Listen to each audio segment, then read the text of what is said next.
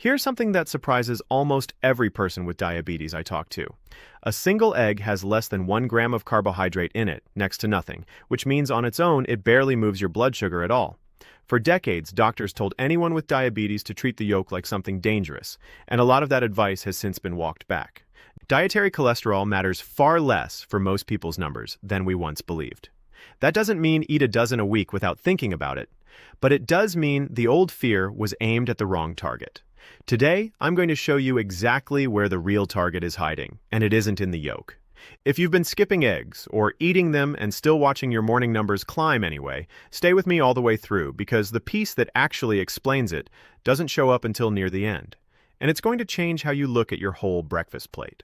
Let's clear something up right away, because I know what you've probably been told. You've probably heard that eggs are risky if you have diabetes because of the cholesterol, or the fat, or because anything rich must be bad for your blood sugar. None of that tells the real story. Cholesterol and blood sugar are two different systems in your body, and lumping them together is exactly how a perfectly good food ends up wrongly blamed for a problem it isn't causing. I'm Dr. James Weatherly, and this channel exists because the 15 minutes you get with your doctor is rarely enough time to actually explain why something happens, only enough time to tell you what to avoid. Picture, for a second, a lineup. Not a courtroom drama, just an ordinary morning plate, and on it sits everything you ate for breakfast, side by side, waiting to be judged for what your glucose meter says 20 minutes later. The egg is standing right there in that lineup, and out of habit, it's the one that gets pointed at first. It looks rich. It looks like the kind of food a doctor would frown at, so it takes the blame. But right next to it, quietly, is the actual offender, and it's been getting away with it for years because nobody ever thought to look twice. That's what we're doing today. We're going to actually look at the lineup, piece by piece, and figure out who's really responsible for the numbers you've been chasing. Here's why this particular mix-up happens so often. Cholesterol got a bad reputation across an entire generation, and once something earns that kind of reputation, it tends to get blamed for whatever goes wrong nearby, even when the science has moved on. Doctors aren't hiding anything from you on purpose. They're working with limited minutes and a long list of things to cover, and cut back on eggs is a quick thing to say. It just isn't the whole truth, and the whole truth is worth your time. Let me tell you about a woman named Rosalind. Rosalind ran a dry cleaning business in Tucson, Arizona for 32 years, the kind of place where she personally knew half her customers by name and could tell you which shirt belonged to which regular just by the collar. She's 66 now, retired, and every morning for as long as she can remember, she started her day the same way: coffee on the back patio, watching the quail pick through the gravel in her yard, doing the crossword before the heat gets too heavy to sit outside. For years, eggs were part of that morning too.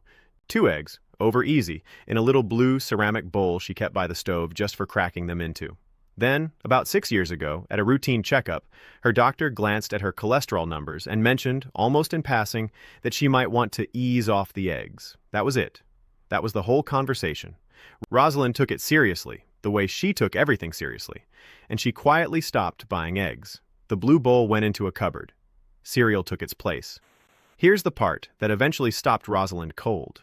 About a year ago, a friend of hers, someone she'd known since her cleaning business was 2 blocks from a fabric shop the friend used to run, was diagnosed with diabetic retinopathy, the kind of eye damage that comes from years of blood sugar running too high without anyone catching it early enough. Her friend hadn't ignored her health. She'd just never gotten a clear enough picture of what was actually driving her numbers up, and by the time anyone connected the dots, some of the damage to her eyes was already done. Rosalind sat with that for weeks. She'd had a prediabetes diagnosis herself for about 3 years by then. Mostly managed, mostly ignored in the way you ignore something that hasn't hurt you yet. Her friend's diagnosis changed that. She went in, got a full workup, and started actually paying attention to her glucose readings the way she used to pay attention to her receipts, carefully, every single day, in a little notebook. And that's when something strange showed up. Rosalind wasn't eating eggs anymore. She'd swapped them for cereal and toast years earlier, exactly the way her doctor had nudged her to. And yet her morning glucose readings were higher than they had any business being. She assumed she was doing something else wrong. Maybe portion sizes. Maybe she needed to cut carbs somewhere else. She started keeping notes, the way she'd once tracked which customer owed for which dry cleaning ticket, trying to find the pattern. Let me pause here and give you something you can use right now, because you shouldn't have to wait until the end of this video to walk away with anything. If you have diabetes or prediabetes and you've been avoiding eggs specifically because of cholesterol concerns, that decision was likely built on outdated information for most people. Research over the past 15 years or so, including studies that specifically looked at egg consumption in people with diabetes, has generally found that for most people, dietary cholesterol has a far smaller effect on blood cholesterol than we used to assume, because your liver adjusts its own production based on what you eat. That's genuinely useful information you can bring up with your own doctor this week. It doesn't mean cholesterol is irrelevant for you, and I'll come back to that honestly in a few minutes. But if fear of the yolk is the only reason you've cut eggs out, that fear deserves a second look. If any part of this sounds like your own morning, tell me in the comments what you eat for breakfast most days. I read these, and I'm curious how many of you are quietly avoiding the exact same food Rosalind was. Before we go any further, if you're finding this useful, this is exactly the kind of thing I started this channel to do. Take the questions that get rushed past in a real appointment and actually walk through them properly. If that sounds like something you want more of, sticking around and subscribing means you'll be here for the next one. Now let's get back to Rosalind, because her notebook was about to teach her something her doctor's quick comment about cholesterol never touched. Rosalind's pattern, once she really looked at it, wasn't about the eggs she'd stopped eating. It was about what sat on the plate around them, back when she still ate them, and what had quietly replaced them since. Her old breakfast, the one from 6 years ago, wasn't just eggs. It was eggs, 2 slices of white toast with jam, and a small glass of orange juice, because that's what breakfast looked like in her house for decades.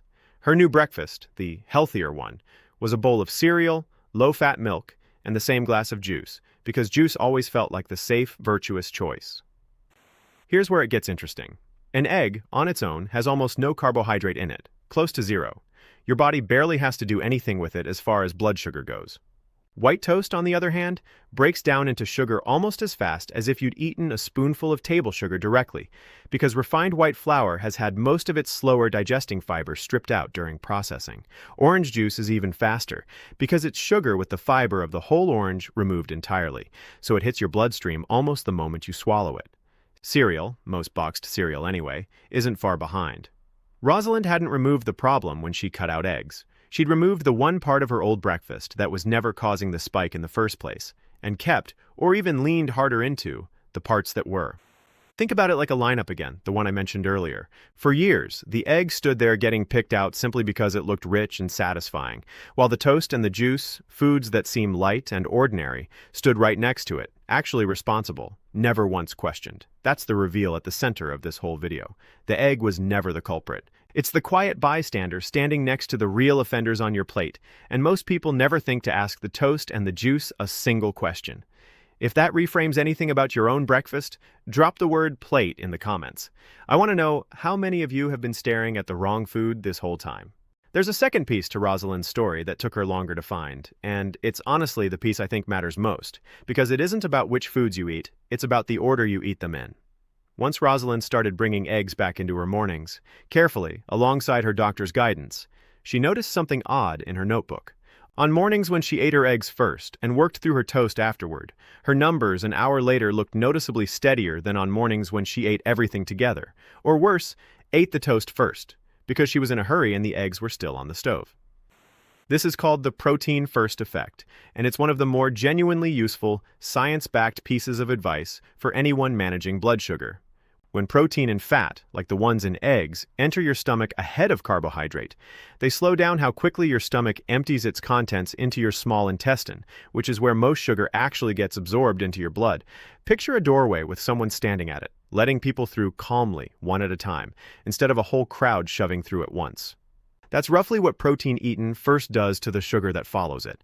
It doesn't block the sugar, it just paces it. So instead of a sharp spike followed by a hard crash, you get a gentler curve that your body can actually keep up with. Here's another way to picture the same thing, because it's worth understanding 2 ways. Imagine pouring a fast-moving stream of water through a funnel that already has a sponge sitting inside it. The water still gets through, but the sponge slows it down and spreads it out over more time instead of letting it all rush through in one burst. Protein and fiber act like that sponge for the sugar that comes in behind them. Several studies looking specifically at meal sequencing in people with type 2 diabetes have found that eating protein and vegetables before starchy carbohydrates even when the total meal is identical, produces a noticeably flatter glucose curve afterward. Same food, same amount, different order, measurably different result. Let me say the title promise again here, because this is the whole point of the video, and I don't want it to get lost in the middle. It was never really about whether you eat eggs. It's about what surrounds them on the plate, and in what order they go in. Get both of those right, and the egg stops being something to fear and starts being one of the more useful tools you have. Rosalind started testing this on her own mornings, almost the way she used to test which stain remover worked on which fabric. Eggs first, coffee alongside, toast a few minutes later if she wanted it at all, and juice replaced most mornings with a small piece of actual fruit, which still has sugar in it, but carries fiber along with it that slows the same way protein does. Her notebook started showing flatter mornings. Not perfect, not dramatic, just steadier, week over week, in the kind of quiet, unglamorous way real progress usually looks. Now let's talk honestly about the cholesterol question, because I promised I'd come back to it, and I meant it.